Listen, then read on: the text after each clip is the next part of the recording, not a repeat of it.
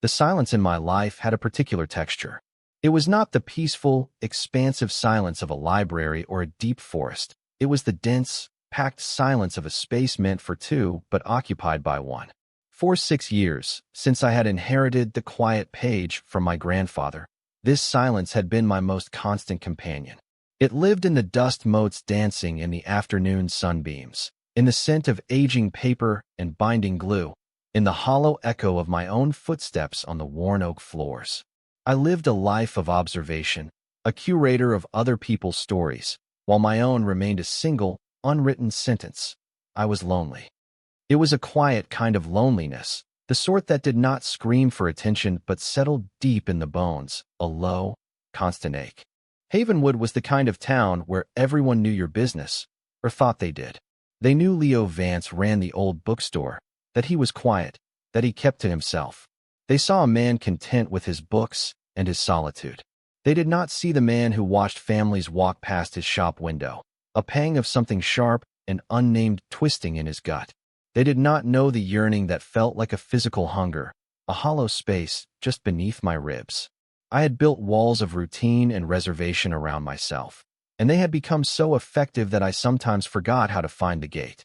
The inciting incident, when it came, was not grand or dramatic. It was petty and mean, a spiderweb crack in the front window of my shop, discovered on a Tuesday morning.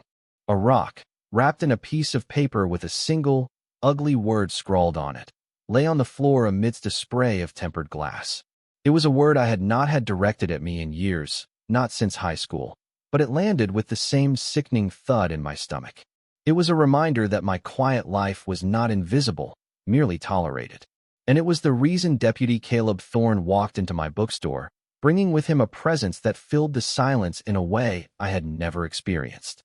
He had to duck slightly to get through the doorway, his shoulders seeming to span the entire frame. The little bell I had hung above the door, a whimsical thing my grandfather had loved, gave a frantic, tinny jingle, as if startled by his size. He wore the standard khaki uniform of the Havenwood Sheriff's Department, but on him, it looked less like a uniform and more like a second skin. It was pressed and clean, the fabric strained slightly across his chest and biceps. His duty belt, with its collection of serious-looking equipment, sat low on his hips, the leather creaking softly as he moved. He smelled of clean laundry soap, leather, and the crisp autumn air he had just walked in from. Mr. Vance. His voice was low, a calm rumble that seemed to vibrate through the floorboards. It did not echo in the silence, it absorbed it.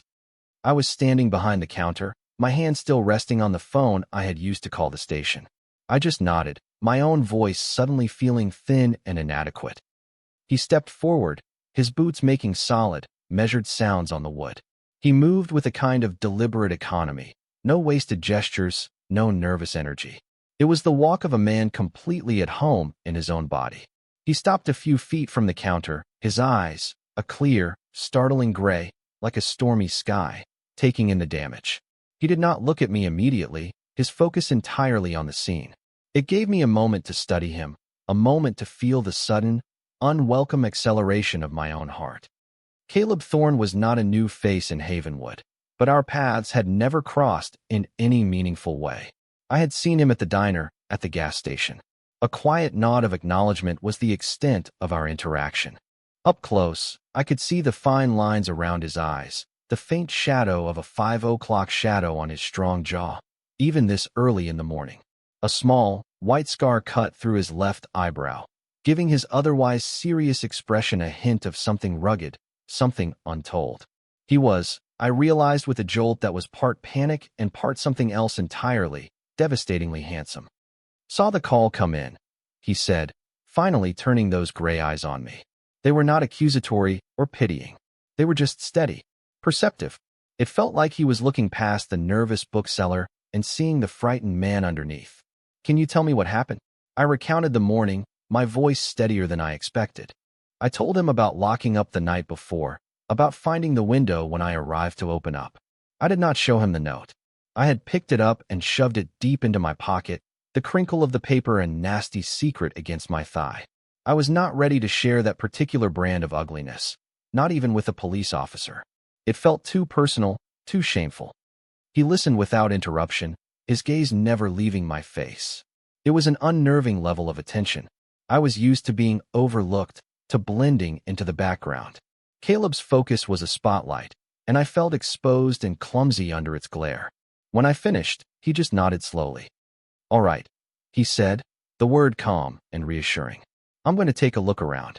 Dust for prints, though with a rock. It's a long shot." He moved toward the window, his large frame navigating the narrow aisles of my bookstore with surprising grace. He did not bump into a single stack of books. And so began my period of protracted observation. For the next hour, I watched him work. I pretended to be busy, straightening a display of new paperbacks, running a dust cloth over shelves that were already clean. But my attention was entirely on him. I watched the way he crouched down to examine the glass, the muscles in his thighs straining the fabric of his uniform pants. I watched his large, capable hands as he carefully collected shards of glass into an evidence bag. His fingers were long and blunt-tipped, clean and practical. I found myself wondering what they would feel like, and the thought was so sudden, so vivid, that I dropped a copy of Moby Dick with a loud thud. He glanced over at me, one of those scarred eyebrows raised slightly. A faint smile touched the corner of his mouth. "Everything okay over there, Leo?" He had used my first name.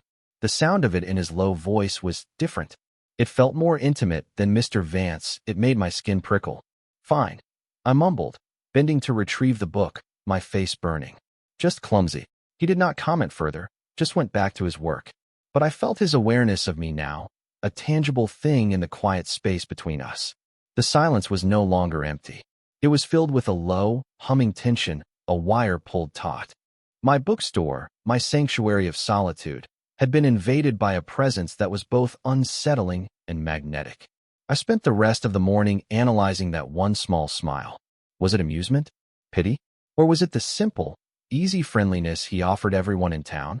My mind, a machine built for overthinking, turned the question over and over, examining it from every angle until it was worn smooth and meaningless. This became the new pattern of my days. The investigation, as minor as it was, required Caleb to stop by the shop several times over the next week. He would come in with a question, an update, or what I suspected was the pretense of an update. He asked about security cameras, which I did not have. He asked for a list of anyone who might hold a grudge, a list I could not produce. Each visit was a study in controlled chaos for my nervous system. I learned the sound of his patrol car pulling up outside, the solid, reassuring clunk of the door shutting. The frantic jingle of the bell became a Pavlovian signal that sent my heart into a frantic rhythm against my ribs. He would stand by the counter, one hand resting on his hip, near the butt of his firearm, a casual posture that was somehow still charged with authority.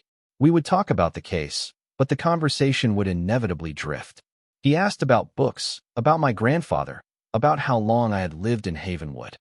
His questions were simple, but his attention was not. He listened, really listened. When I spoke, his gray eyes were fixed on me, and I had the distinct feeling that he was gathering information far beyond the words I was saying. He was reading my hesitations, my flickers of expression, the way I nervously pushed my glasses up my nose. I found myself talking more than I usually did, sharing small details about my life that I had never offered to anyone else in this town. During one of his visits, he brought me a coffee from the diner. He just set it on the counter in front of me, a simple paper cup with a plastic lid. "Figured you could use it," he said, his voice a low murmur. "You look tired."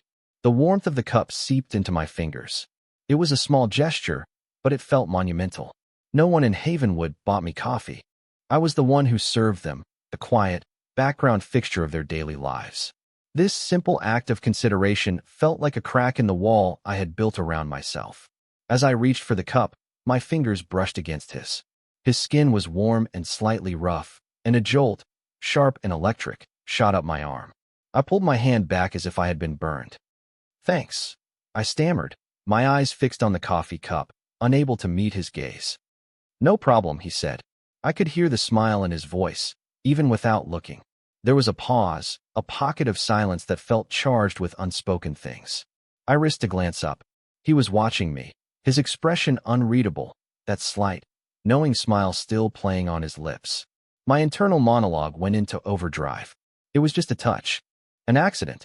People's hands brush all the time. It means nothing. But my heart was pounding a frantic, desperate counterargument. It meant everything. The touches, I started to notice, were becoming more frequent. They were always brief, always justifiable. A hand on my shoulder as he leaned in to look at a book I was pointing to. This one, he would ask, his breath stirring the hair at my temple. His fingers would linger for a fraction of a second too long, a subtle pressure that sent heat spreading through my chest. Another time, as we were both leaving the shop at the end of the day, he placed a hand on the small of my back to guide me through the door ahead of him. The touch was firm, proprietary, and it left a phantom heat on my skin long after he had removed his hand. Each instance was a tiny explosion in the quiet landscape of my life.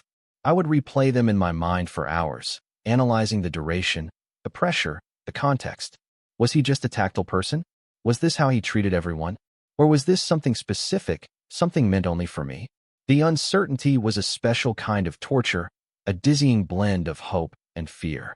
I was a man who lived by rules and order, by the Dewey Decimal System and the predictable narrative arcs of classic literature. Caleb Thorne was an unclassifiable variable, a story whose plot I could not predict, and it was driving me mad. One afternoon, he found me up a ladder, trying to reach a box of old stock on the highest shelf. The ladder was old and wobbled precariously with every move I made. "Careful there." His voice boomed from the doorway, making me jump.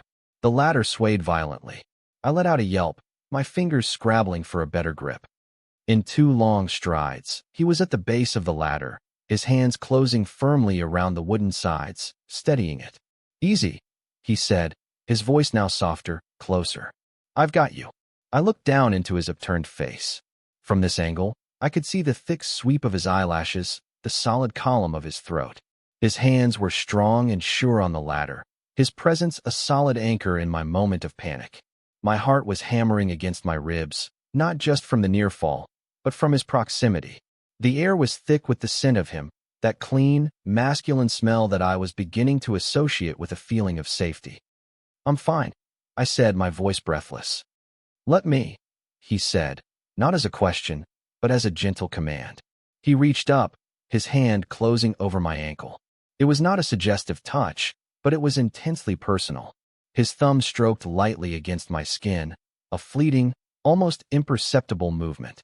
"Come on down. I'll get the box." I descended the ladder on shaky legs, my entire body humming with the aftershock of his touch.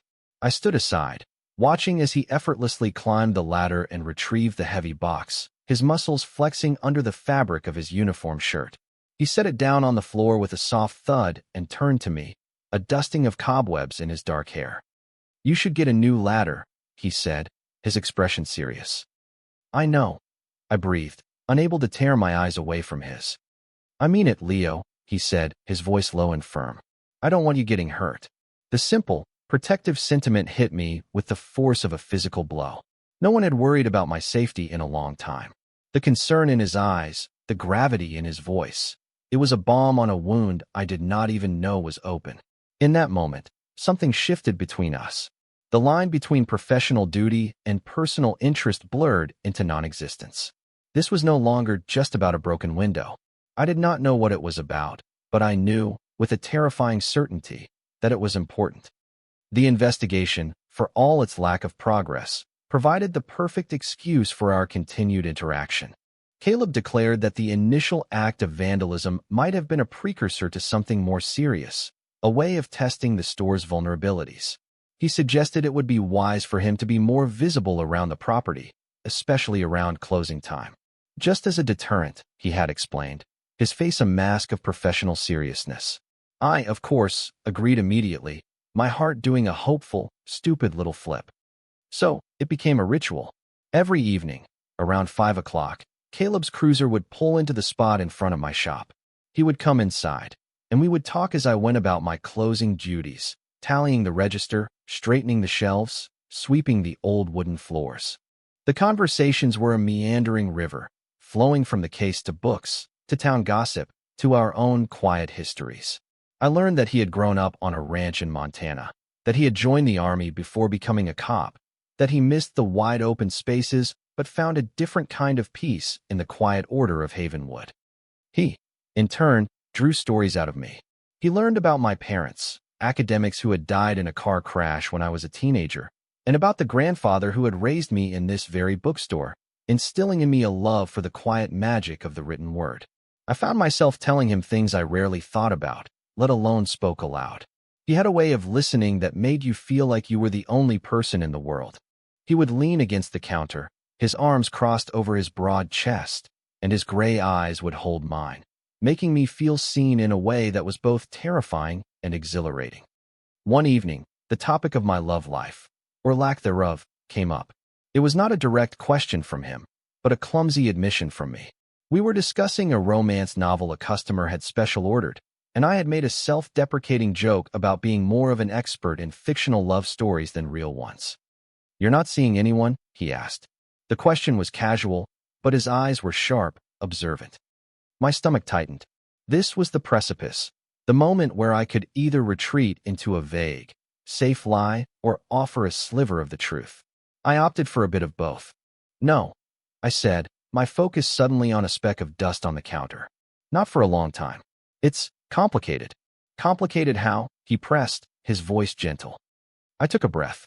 "Havenwood isn't exactly a big city," I said, the words feeling inadequate to explain a lifetime of guardedness and fear. "The dating pool is shallow. For someone like me." I risked a glance at him. He was watching me, his expression unreadable. I waited for the flicker of understanding, maybe a hint of discomfort or pity. I got none of it. He just nodded slowly, as if I had commented on the weather. "Yeah," he said, his voice a low rumble. "I get that." Two simple words, but they landed in my chest like a revelation.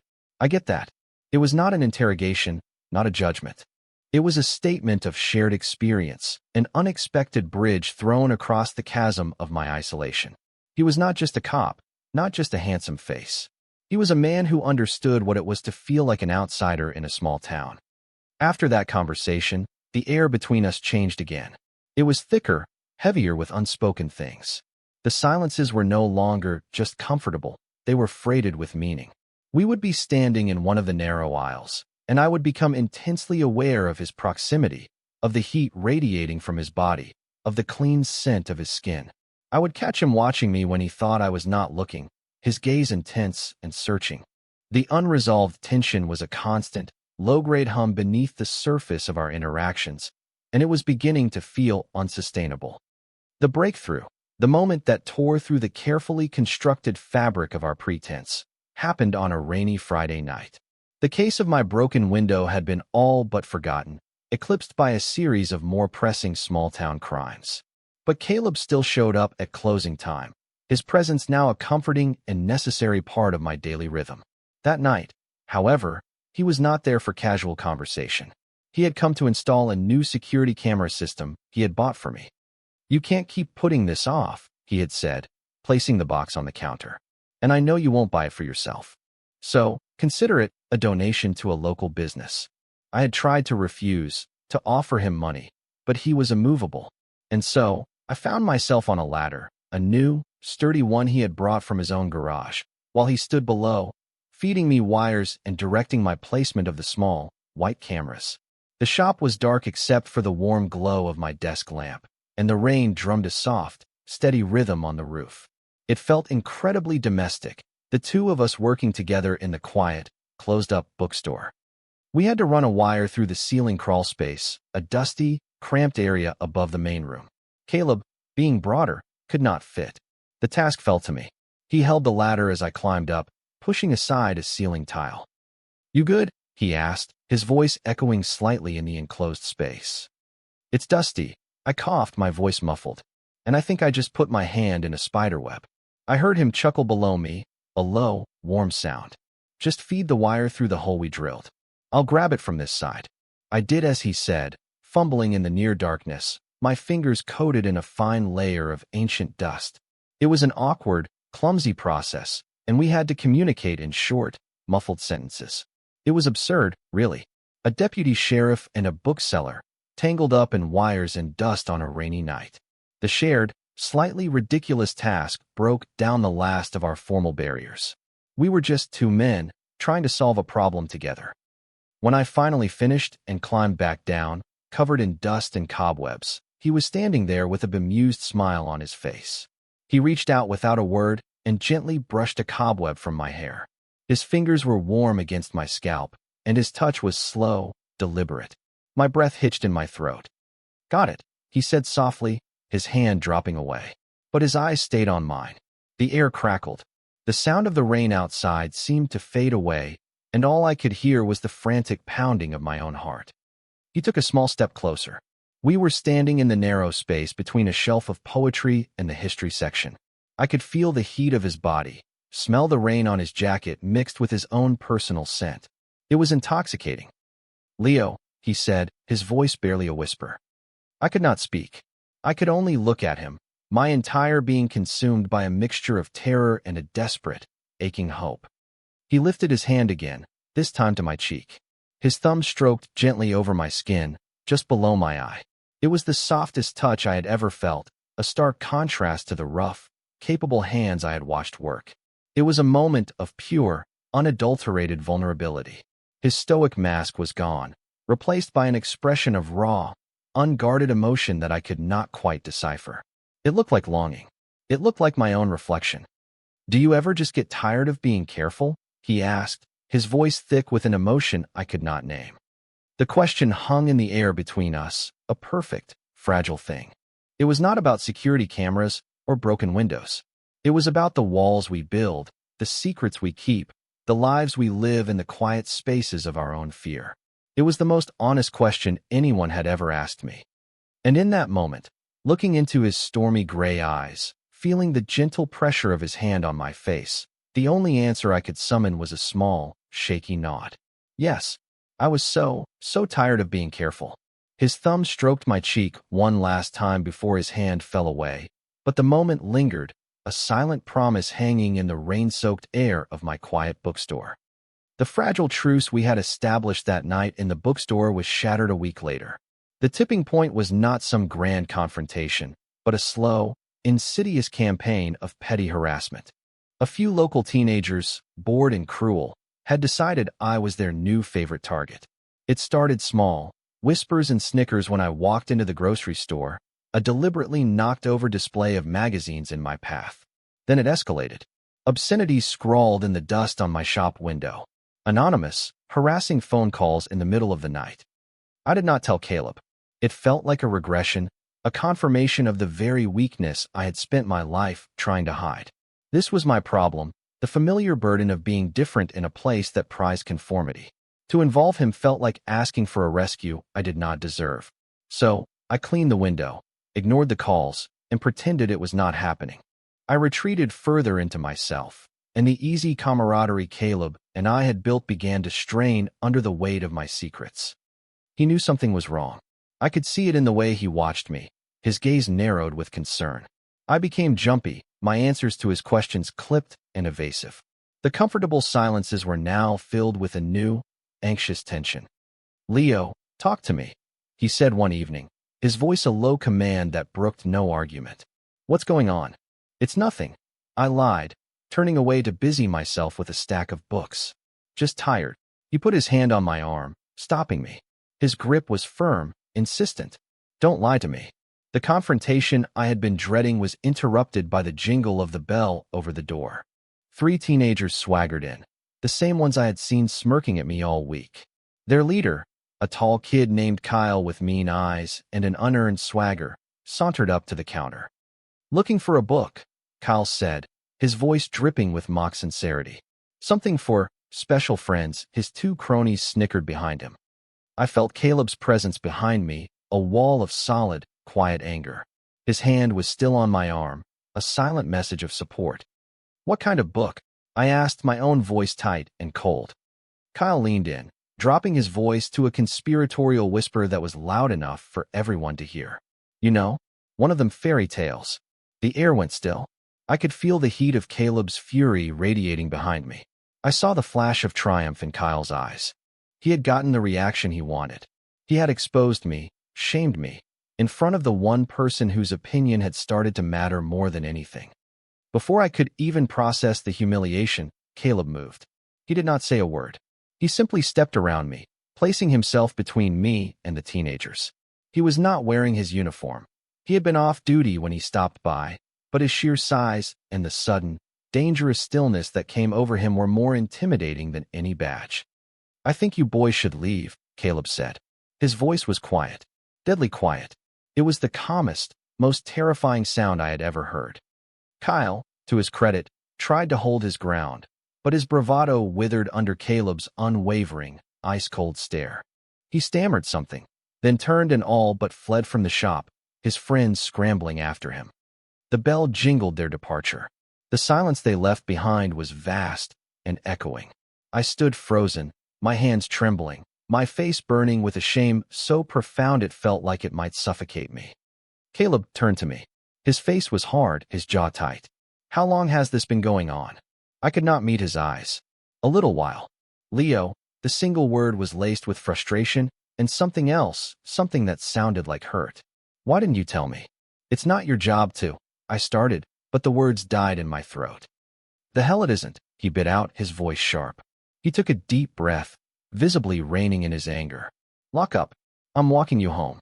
The walk to my small apartment above the bakery was silent. The tension between us was a living thing, a palpable force field. I was terrified of what he was thinking, of the disgust or pity I was sure he must be feeling. He was angry, and I was convinced that anger was directed at me, for my weakness, for my secret. My apartment building had a small, poorly lit alleyway that led to the back entrance I always used. As we stepped into the shadows, a figure detached itself from the wall. It was Kyle. He was alone this time, but he had been waiting. "Got something to say to me, old man?" He sneered, blocking our path. He was trying to reclaim his lost pride, to prove he was not afraid. It was a stupid, dangerous miscalculation. I froze, a fresh wave of fear washing over me. But Caleb just sighed, a sound of pure, weary annoyance. He gently pushed me behind him, shielding me with his body. "Go home, Kyle," Caleb said, his voice flat and tired. "Make me, cop," the kid spat, puffing out his chest. What happened next was a blur of motion. Kyle threw a clumsy punch. Caleb sidestepped it with fluid grace, grabbed the kid's arm, and twisted it behind his back, slamming him against the brick wall with a sickening thud. It was over in a second. Efficient, brutal, and completely controlled. I said. Caleb growled, his voice low and menacing right next to Kyle's ear, "Go home. And if I ever see you within 100 feet of him or his shop again, this will feel like a friendly chat. Do you understand me?" Kyle, all his bravado gone, whimpered a yes. Caleb held him there for a second longer, then shoved him away. The kid stumbled, shot a terrified look over his shoulder, and ran.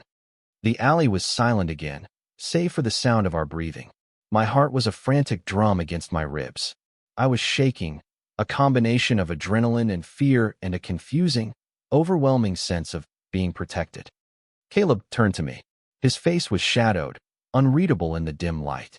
He reached out, grabbing my arm, and pulled me deeper into the alley, pressing me back against the cold brick wall of the bakery, away from the street. "Are you okay?" he asked, his voice rough. I tried to answer, to say I was fine, but the words caught in my throat. A choked, pathetic sound came out instead. My carefully constructed composure had finally shattered. I was about to start babbling, apologizing, explaining, crying. I was not sure which. I could feel the hysteria bubbling up inside me. He must have seen it in my eyes. His expression softened. He lifted his free hand, placing it gently against my jaw. His other hand was still gripping my bicep, holding me in place. He leaned in close, so close I could feel the warmth of his breath on my skin. His gray eyes were dark and intense. This is it. The present tense takes over my mind, a frantic, screaming narration of the now. He's going to say something. He's going to tell me I'm a mess, that I need to be stronger. He's going to let me go. But he doesn't. Instead, he lifts my chin with his thumb, forcing me to look at him. His face is inches from mine. The scent of him, rain and soap and something uniquely Caleb, fills my senses. He murmurs one word, his lips brushing against mine as he speaks. Quiet. The touch is feather light, a ghost of a kiss, a breath of a command. It is not a silencing, it is a calming. It is the most intimate thing I have ever experienced. The single word, the whisper of contact, short-circuits my entire brain. The panic, The fear, the humiliation, it all vanishes, replaced by a wave of stunned, electric silence. My entire world narrows to this single point of contact. The warmth of his hand on my skin, the nearness of his mouth, the steady, grounding presence of him pinning me to the wall. He does not move away. He stays there, his forehead now resting against mine, his eyes closed. His breath is warm against my lips. We are hidden in the shadows, a secret island in the middle of our small, judgmental town. And in the quiet that he commanded, all I can feel is the frantic, hopeful beat of my own heart, and the slow, steady rhythm of his, so close to my own. The moment stretched, suspended in the cool night air of the alley. His breath ghosted across my lips, a warm promise in the darkness. My mind, usually a chaotic whirlwind of anxiety, was utterly, blessedly still. There was only the rough texture of the brick at my back, the solid weight of his hand on my jaw, and the overwhelming, grounding presence of him. When he finally pulled back, it was only by an inch. His forehead remained pressed against mine, his eyes still closed. "I'm sorry," he breathed, the words a low rumble that vibrated through me. For what? My own voice was a hoarse whisper. For not seeing it sooner. For letting it get this far. He opened his eyes, and the intensity in his gray gaze stole the air from my lungs. And for that. For taking advantage. "You didn't," I said, the words coming out faster than I intended. Take advantage. It was the truest thing I had ever said. That brief, silencing touch had not been an act of aggression. It had been an act of profound tenderness, a desperate attempt to quiet my panic. It had been an anchor in a storm. He searched my face, looking for something.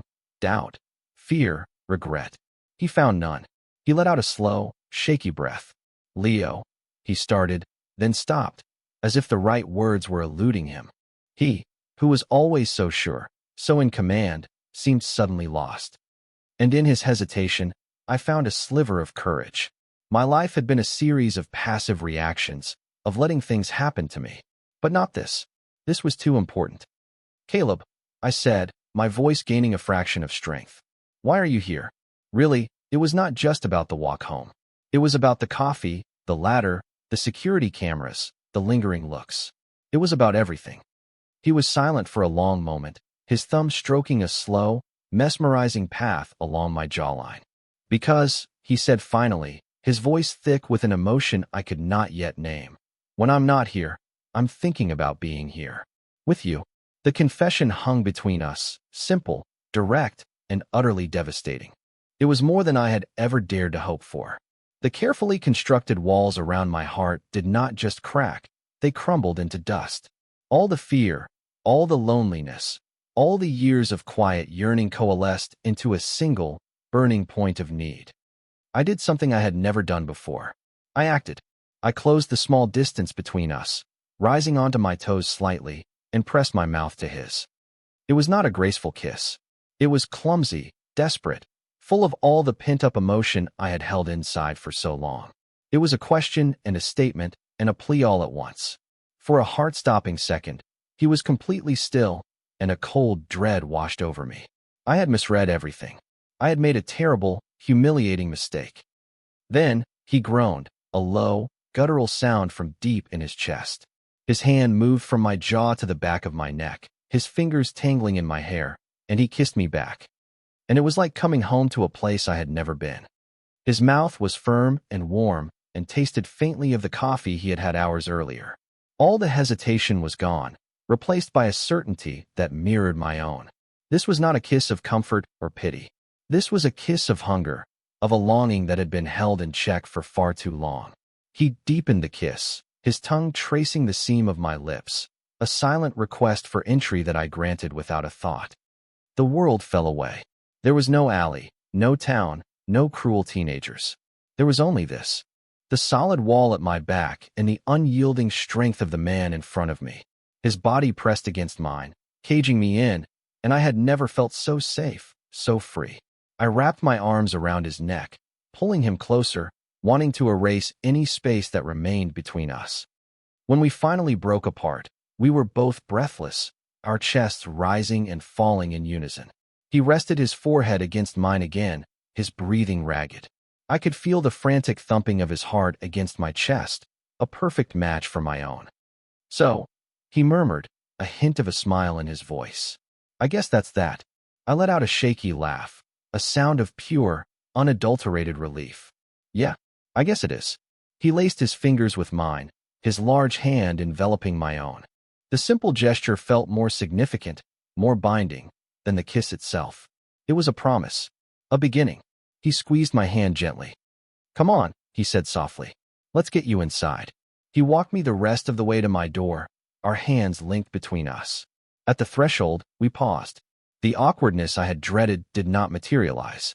Instead, there was a quiet understanding, a sense of a question finally answered. "I'll see you tomorrow," he said. It was not a question. "Okay," I replied, my voice soft. He lifted my hand, still clasped in his, and brushed a light kiss over my knuckles. Then he turned and walked away, his broad shoulders disappearing into the night, leaving me standing in my doorway, my whole world irrevocably, wonderfully changed. I touched my lips, still tingling from his kiss. For the first time in as long as I could remember, the silence in my apartment did not feel empty. It felt peaceful. It felt like the quiet intake of breath before a beautiful song begins. I woke the next morning to a world that seemed both entirely the same and fundamentally different. The sunlight filtering through my window was the same. The scent of baking bread from the bakery downstairs was the same, but I was not. A low-level hum of anxiety and elation vibrated just beneath my skin. I kept replaying the scene in the alley, the feel of his lips, the low rumble of his voice. It felt like a dream, and I was terrified I would wake up. My fear was a cold knot in my stomach. What now? We had crossed a line that could not be uncrossed. What did it mean? Was it a momentary lapse, a reaction to the adrenaline of the confrontation? Or was it the start of something real? My mind, my old, familiar enemy, began its work, spinning out 100 different scenarios, most of them ending in heartbreak and humiliation. He would regret it. He would realize he had made a mistake. He would stop coming by the shop. I went down to open the bookstore, my movements stiff and automatic. The space that had felt so charged with promise the night before now felt like a stage set for my own impending disappointment. Every jingle of the bell over the door made my heart leap into my throat, a painful mix of hope and dread. He did not come by in the morning. The hours crawled by. With each passing minute, the knot of fear in my stomach tightened. I had been a fool. I had projected my own desperate loneliness onto his kindness, his protectiveness. I had mistaken concern for desire. The kiss was a mistake, a miscalculation on both our parts. By lunchtime, I had convinced myself that I would never see him again, except perhaps for an awkward, pitying nod across the street. Around 2 o'clock, the bell jingled, and my head snapped up. It was him. He was in uniform, his expression unreadable as he walked to the counter. The easy confidence he usually carried seemed absent. He looked tired, and there was a tension in his shoulders that had not been there before. "Hey," he said, his voice quiet. "Hi," I replied, my own voice barely a whisper. My hands were trembling, so I clasped them together on the counter to still them. The silence between us was excruciating. It was not the comfortable, charged silence of the past few weeks. It was an awkward, yawning chasm. He would not meet my eyes. He was looking at a display of bookmarks, as if they were the most fascinating things he had ever seen. This is it, I thought. The letdown. The "we should just be friends" speech. My heart felt like a lead weight in my chest. "About last night," he started, his voice low. He still would not look at me. "You don't have to." I cut in, the words tumbling out in a rush. "It's fine. I get it. It was a weird night. Things happened. We can just forget it."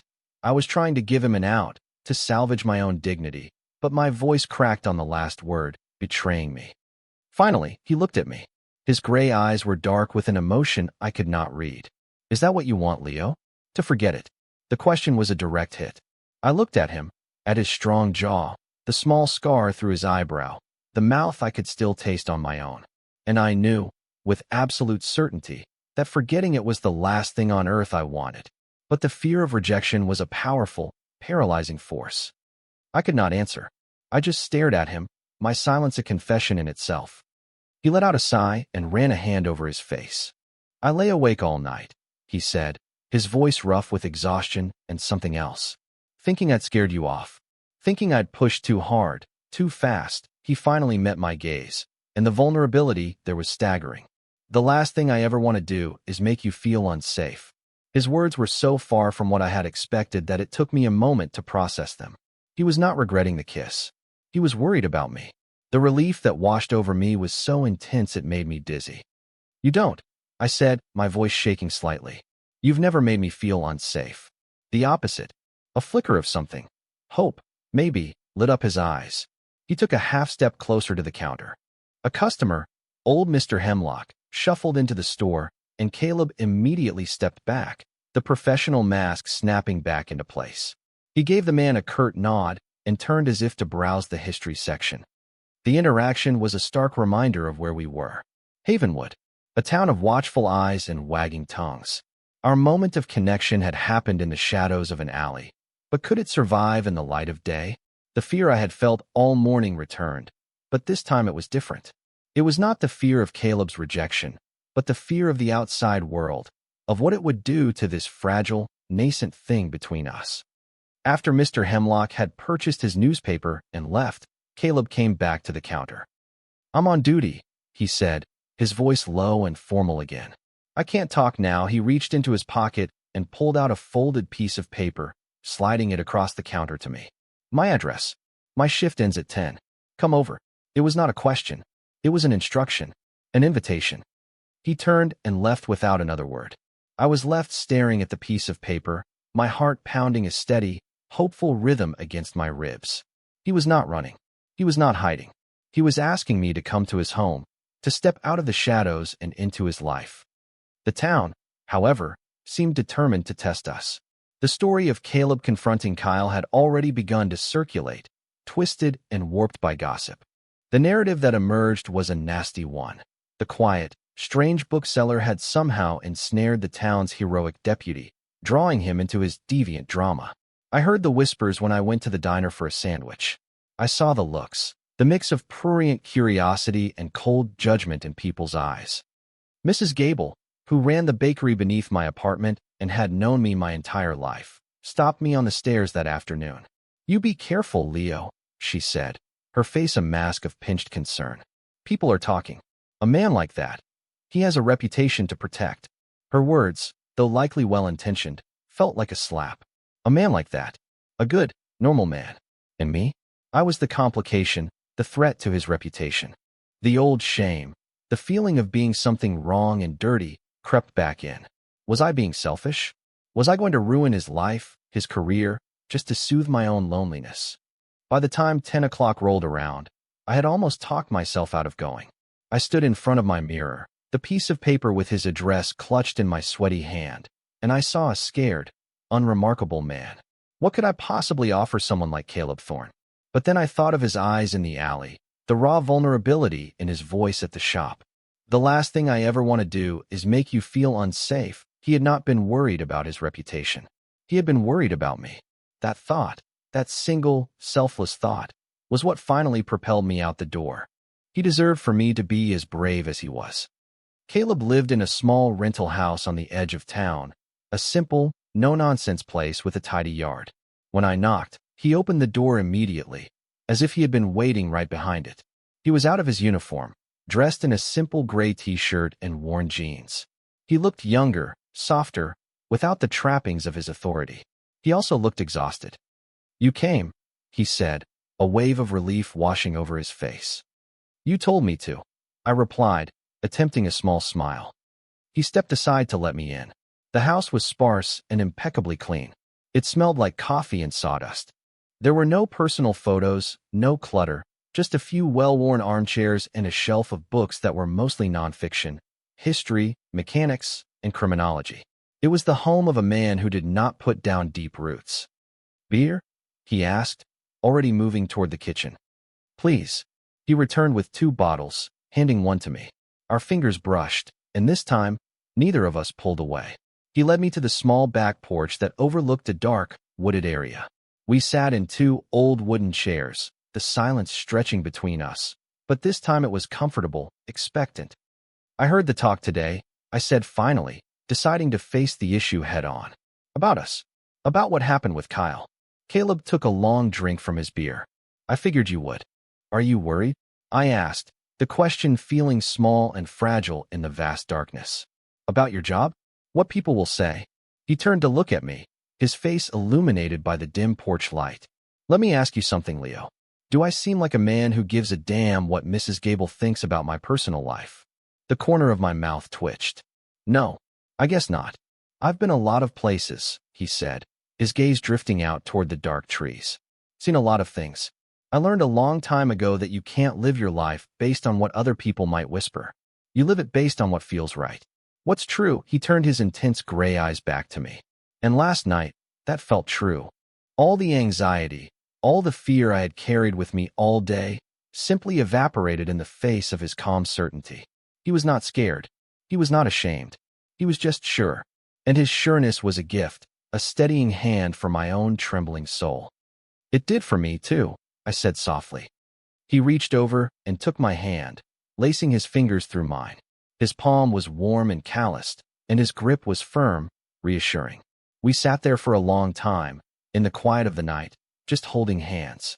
It was a simple, profound intimacy that went deeper than any kiss. It was a conscious choice, a silent agreement. Later, we went inside. He did not lead me to his bedroom, but to the living room. He put on some quiet music, an old folk singer with a sad, gravelly voice. We stood in the middle of the room, and he pulled me against him, wrapping his arms around my waist. I rested my head on his chest, my ear pressed against the soft cotton of his shirt. I could hear the slow, steady beat of his heart. It was the most comforting sound in the world. We did not talk. We did not need to. We just held each other, swaying slightly to the music. His arms were a fortress around me, and for the first time in my life, I did not feel like I was on the outside looking in. I was here. I was a part of something. The walls I had so carefully constructed around myself were gone, and in their place was this man, holding me as if I were something precious. I fell asleep like that, standing in his arms in the middle of his living room. He must have carried me to his bed, because that is where I woke up. I was lying on top of the covers, still fully dressed, and he was asleep in the armchair next to the bed, his head tilted back, his breathing deep and even. He had chosen to give me the bed, to watch over me while I slept. The protective gesture was so quintessentially Caleb, so profoundly tender, that it brought tears to my eyes. I lay there for a long time, watching him in the pre-dawn light.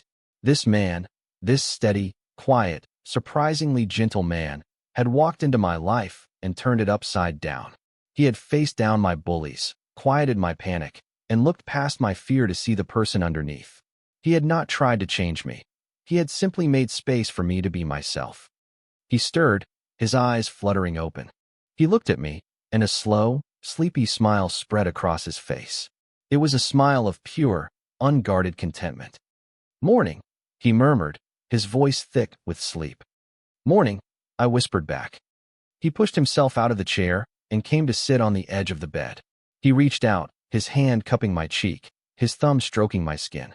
There was no awkwardness, no hesitation, just a simple, easy intimacy that felt like it had existed for years, not days. "You stayed," he said, a note of wonder in his voice. "You didn't give me much of a choice," I teased gently. "Slept in a chair like a guard dog." He chuckled, a low, warm sound. "Someone has to look out for you. You have a thing for wobbly ladders." We fell into a comfortable silence, his hand still warm on my cheek, his eyes holding mine. The future was still uncertain. We still lived in a small town full of small minds. There would be more whispers, more challenges. But for the first time, I was not afraid, because I was not facing it alone. "I could make coffee," I offered. "I'd like that," he said.